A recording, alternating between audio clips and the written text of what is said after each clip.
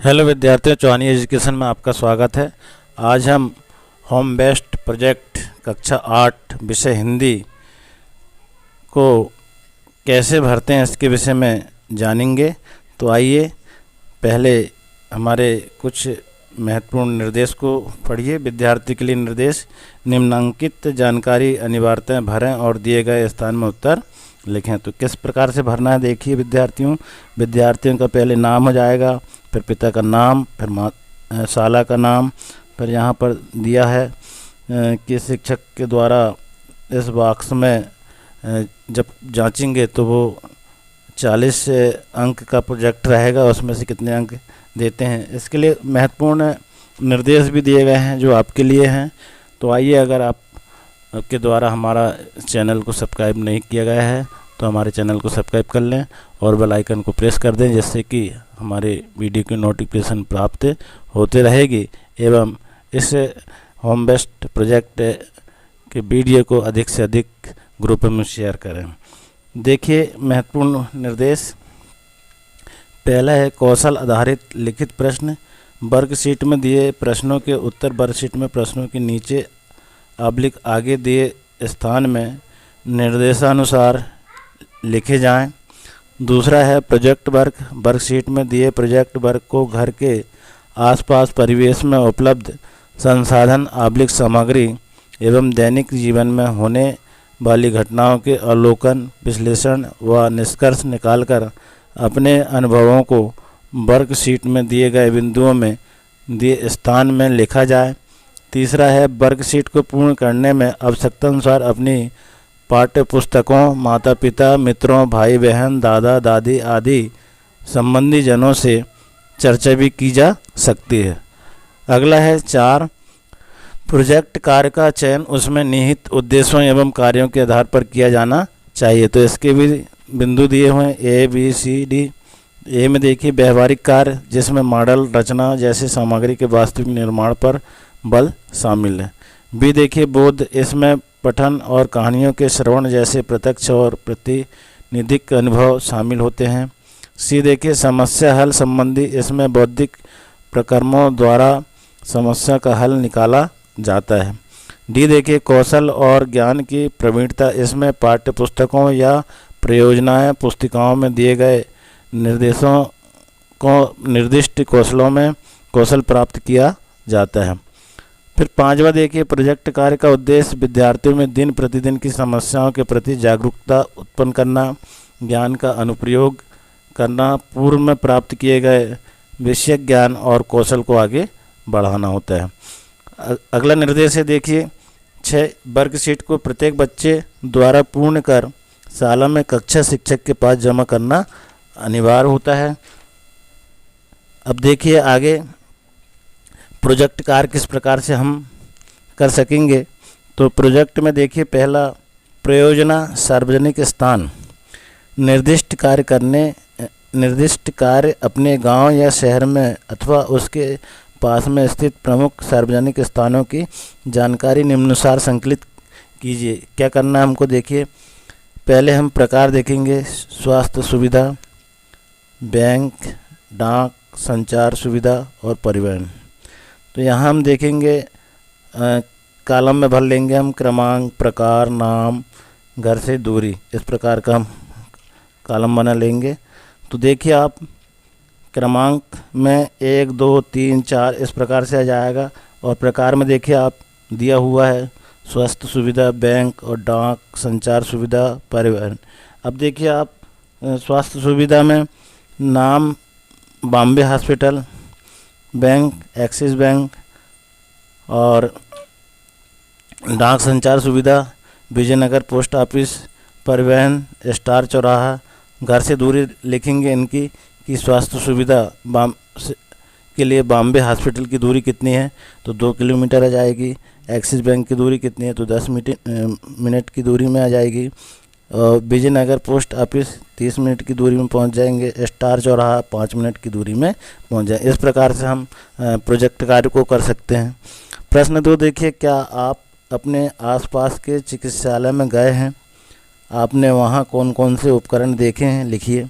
अगर गए होंगे तो आप किस प्रकार से देखे हैं वो लिख सकते हैं। तो देखिए आप, हाँ, हम वहाँ हमने x ray machine, OTP, ECG machine, cardio, COPD, multi organ failure, ventilator, dialysis machine, electron शिप्लोग्राफी, central line, pulse oximeter, bed side monitor, catheter आदि मशीनों को हमने वहाँ पर देखा है। प्रश्न 3 देखिए, अपने आसपास के किसी बैंक या डाकघर में जाकर पैसों को जमा करने या निकालने की प्रक्रिया का पता कीजिए और लिखिए। तो देखिए बच्चों, इसमें कैसे हम लिख पाएंगे।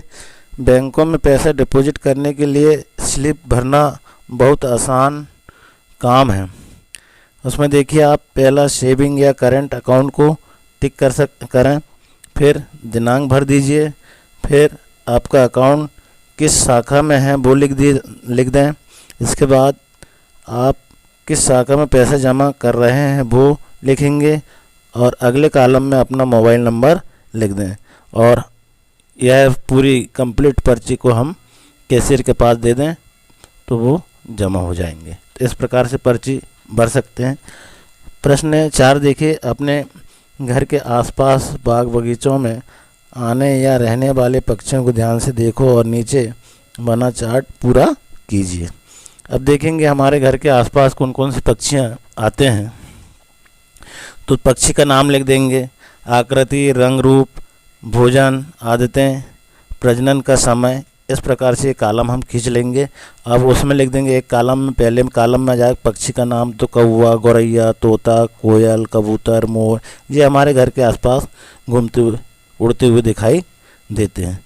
अब इनकी आकृति देखिए, कौवे की आकृति कैसा है, तो काला भूरा है। भोजन क्या है, सर्वभक्षी है, भोजन कुछ भी खा लेते हैं। आदत क्या है, देखिए कच्चा घोंसला, पेड़ की डाल पर निवास इसका है।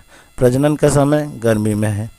गौरैया का देखिए आप, आकृति है धूसर, भोजन है बीज, अनाज, कीड़े और घर व पेड़ पर घोंसला रहता है। ये इनका प्रजनन का जो समय है वो सर्दी के समय में है।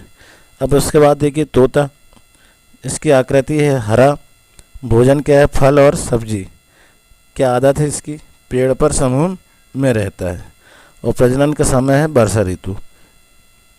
इसके बाद देखिए आप कोयल, इसकी आकृति है काले कलर की होती है और भोजन क्या है इसके, देखिए सर्वभक्षी है। क्या आदत है इसकी, पेड़ की डाल पर निवास इसका होता है और प्रजनन का समय बसंत ऋतु में होता है।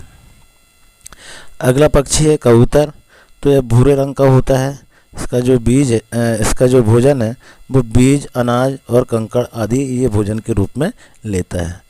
इसकी क्या आदत देखें बच्चों, मनुष्य के आवास के आसपास यह रहता है और इसका जो प्रजनन का जो समय है वो गर्मी के समय में है। अब अगला पक्षी है मोर, इसकी आकृति हरा और नीले दो प्रकार से रहता है। इसका जो भोजन है बीज, अनाज और कीड़े इत्यादि ये भोजन के रूप में लेता है। इसकी क्या आदतें देखिए, पेड़ की डाल पर यह निवास करता है और इसका प्रजनन का जो समय है वो वर्षा ऋतु है। इस प्रकार से हमने अपने घर के आसपास रहने वाले पक्षियों को देखा। अब अगला प्रश्न देखिए, प्रश्न क्रमांक 5, शब्द पहली को उसके नीचे दिए गए निर्देशों के अनुसार भरिए। देखिए हमने आपके इस शब्द पहली को भरा है और शब्द क्या दिया हुआ देखिए आप दाएं से बाएं में। तो दाएं से बाएं में देखिए, जो कभी ना हारी हो अपराजय, तो इसको दाएं से बाएं में भरना है। जो कभी ना हारी हो यानी कभी अपराजय आ जाएगा जी। तो दूसरा है मार्ग, रास्ता। तीसरा है तारों का समूह। 7 है आने वाला पिछला दिन, मशीन। और 8वां एक वाद्य यंत्र जिसे सपेरे बजाते हैं। 10वां समय देखने का यंत्र। अब ऊपर से नीचे में क्या भरेंगे देखिए आप, पेड़ों की रक्षा के लिए प्राण त्याग करने वाले शहीद बिश्नोई नारी, है ना। सेकंड है राज्य का मंत्री। तीसरा है राजा के भवन या घर को कहते हैं। 6वां देखिए फर्नीचर बनाने या जलाने के काम आने वाले पेड़ों से प्राप्त वस्तु। 9वां है एक खारी चीज़ जिसे खाते हैं। और 11वां गाने वाला व्यक्ति। तो देखिए दाएं से भाई में जो कभी ना हारी हो, अपराजय, तो हमने यहाँ भर दिए। उसके बाद ऊपर से नीचे में देखिए पेड़ों की रक्षा करने के लिए, तो पेड़ों की रक्षा करने के लिए अपराजिता। फिर देखिए दूसरा मार्ग रास्ता, तो मार्ग रास्ता में क्या जाएगा। तो इस प्रकार हम आगे इसको देखते हैं। देखिए आप और आगे भी है इसमें, एक दूध देने वाला पालतू पशु, तीसरा राष्ट्रीय पुष्प, और 14 है शरीर का वह अंग जिसे सूंघते हैं। इसी प्रकार ऊपर से नीचे में 12 हो जाएगा गाने की क्रिया। तो शब्द पहली को उसके नीचे देगा निर्देश के अनुसार भरिए। तो इस प्रकार हमने शब्द पहली को भरा। देखिए आप अब दूसरी शब्द पहली भी है, हमने उदाहरण के रूप में देखा है, तो इसको भी देख लें हम। इसका शब्द पहली को उसके नीचे दिए गए निर्देश के अनुसार भरिए। जो कभी ना हारी हो, इसको देख लें आप, है ना। तो अपराजय हो जाएगा। सेकंड हो जाएगा मार्ग रास्ता। फिर यहाँ देखिए आप तीसरा। तो इस प्रकार से हम इस तालिका को भर सकते हैं। अगला प्रश्न देखिए आप, प्रश्न 6, बर्द कविता में कवि माँ बीड़ा वादनी से वरदान में क्या चाहता है, लिखिए। तो इसका आंसर देखें आप, बर्द कविता में कवि माँ बीड़ा वादनी से स्वतंत्रता का प्रिय मंत्र स्वतंत्र भारत में फूंक देने का वरदान मांग रहा है, अर्थात मैं स्वतंत्रता नारा समस्त भारतवासियों के हृदय में गुंजारित कर दूं। तो इस प्रकार से ये अगला प्रश्न देखें आप, निम्नलिखित गद्यांश को पढ़कर उसके नीचे लिखे प्रश्नों के उत्तर लिखिए। बहुत से मनुष्य यह सोचकर कि हमें सफलता नहीं मिलेगी, दैव हमारे विपरीत है, अपने सफलता को अपने ही हाथों पीछे ढकेल देते हैं। उनका मानसिक भाव सफलता और विजय के अनुकूल बनता ही नहीं है, तो सफलता और विजय कहाँ है। यदि हमारा मन शंका और निराशा से भरा है तो हमारे कर्मों का परिचय भी निराशाजनक ही होगा, क्योंकि सफलता की, विजय की, उन्नति की कुंजी तो अविचल श्रद्धा ही है। अब देखिए उपयुक्त गद्यांश भाषा भारती कक्षा 8 के किस पाठ से लिया गया है। तो इसका उत्तर देखिए, उपयुक्त गद्यांश भाषा भारती कक्षा 8 के पाठ 2 आत्मविश्वास से लिया गया है। वह देखिए इस गद्यांश का अर्थ अपने शब्दों में लिखिए। इसका अर्थ लिखेंगे हम, बहुत से व्यक्ति यही सोचते हैं कि उन्हें कभी सफलता नहीं मिलेगी और देवता भी उनका साथ नहीं दे रहे हैं, और खुद की उन्नति को देवता के भरोसे पीछे चले जाते हैं। उनका विचार सफलता और जीत के अनुकूल कभी नहीं बन पाता। हम अपनी सोच के कारण ही असफल हो जाते हैं, अर्थात व्यक्ति जैसा सोचता है वैसा बन जाता है। अच्छी सोच उसे सफलता दिला सकती है, जबकि बुरी सोच असफल भी बना सकती है। इसी प्रकार प्रश्न 8 देखिए, पाठ मध्य प्रदेश की संगीत विरासत के आधार पर संगीत के क्षेत्र में मध्य प्रदेश से जुड़े आधुनिक संगीतज्ञों के योगदान को लिखिए। उत्तर में देखिए आप, मध्य प्रदेश की संगीत विरासत के आधार पर संगीत के क्षेत्र में मध्य प्रदेश से जुड़े कई आधुनिक संगीतों का योगदान रहा है। उनमें पहले संगीत सम्राट तानसेन है। तानसेन ने तन्मय होकर दीपक राग की साधना है। शास्त्रीय संगीत के क्षेत्र में दरबारी, तोड़ी, मियाँ, मल्लार और मियाँ की सारंग आदि अनेक रागों की रचना की है। उसके बाद कुमार गंधर्व, जिन्होंने राग दरबारी ढंग से गाकर नए आयाम दिए हैं। तृतीय स्थान पर लता मंगेशकर जी हैं। उनकी संगीत साधना उनकी तपस्या का फल है।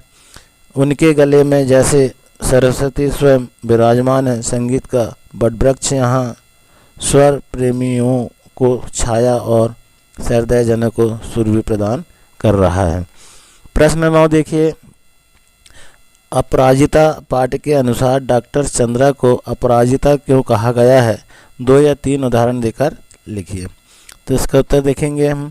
अपराजिता पाठ के अनुसार डॉक्टर चंद्रा को अपराजिता इसलिए कहा गया है क्योंकि जीवन में उन्होंने कभी भी हार नहीं मानी है। उन्होंने अपने आप को स्वावलंबी बनाने के लिए हर संभव प्रयास किया है और उन्हें अच्छा जीवन जीने का मार्ग चुना है। प्रश्न क्रमांक 10 देखिए, मुक्तानंद महोदय की मुक्तखोरी की घटनाओं का उल्लेख करते हुए लिखिए कि आपको किस घटना में सबसे अधिक प्रभावित किया और क्यों। तो आंसर में देखिए आप, मुक्तानंद जी मुफ्त की चीज़ें प्राप्त करने में लगे रहते थे। ऐसे उनके जीवन की कई घटनाएं हैं। इनमें से मुझे सबसे अधिक उस घटना ने प्रभावित किया जिसके मुक्तानंद बर्फ़ की फैक्ट्री में मुफ्त में बट रहे बर्फ़ को लेने पहुंच गए और वहां पर भीड़ भाड़ और धक्का मुक्की में पहले दिन अपनी जूती खो आए और दूसरे दिन अपनी नई कमीज फड़वा आए। प्रश्न 11 देखिए, पायो जी मैंने राम रतन धन पायो मीराबाई के इस पद का भावार्थ अपने शब्दों में लिखिए तथा तालिका में दिए गए तद्भाव शब्दों के तत्सम रूप लिखिए। इसका भावार्थ देखिए बच्चों, भावार्थ में मैंने श्री राम या श्री कृष्ण भक्ति रूपी धन या निधि को प्राप्त कर लिया है। यह एक अनमोल निधि है। मेरे सच्चे गुरु श्री कृष्ण ने मुझ पर मैत्री कृपा या करुणा करके मुझे यह निधि उपलब्ध कराई है। उन्होंने मुझ पर अपनत्व दर्शाया है। यह निधि या धन मुझे अगले कई जन्मों तक काम आएगा। इस धन को प्राप्त करने के लिए, इस आध्यात्मिक निधि को प्राप्त करने के लिए मैंने अपने भौतिक विधि का भी परित्याग कर दिया है। यह तो अक्षय भंडार है। भक्ति तो नित्य प्रति प्रगाढ़ होती जाती है। यही तो विशेषता है सच्ची भक्ति का। अब देखिए आप, तद्भव और तत्सम, सद्गुरु, तद्भव शब्द है सद्गुरु, पूंजी और खोवायो। तत्सम शब्द देखिए भगवान, कमाई और गवाया। अगला प्रश्न देखिए, प्रश्न 12, प्राण जाए पर वृक्ष न जाए के अनुसार अमृता देवी के योगदान के बारे में लिखिए और उसकी चिपको आंदोलन से तुलना कीजिए। अमृता देवी ने हमें यह प्रेरणा दी कि हमें प्राण देकर भी पेड़ों की रक्षा करनी चाहिए, नए पेड़ लगाने का संकल्प लेना चाहिए, दूसरों को भी पेड़ लगाने का संकल्प करना चाहिए, पेड़ लगाने के लिए दूसरों को प्रेरित करना चाहिए। अमृता देवी वृक्षों की रक्षा के लिए पेड़ से लिपट गई। इसके अलावा उनके पास कोई रास्ता नहीं था। वह चाहती तो अपने फरियाद राजा के पास कर सकती थी, पर उन्होंने ऐसा नहीं किया और अपने पर बनी रही। तो इस प्रकार हमारा होम बेस्ड प्रोजेक्ट जो है तैयार हुआ। इसी प्रकार आप भी तैयार कर लें। धन्यवाद।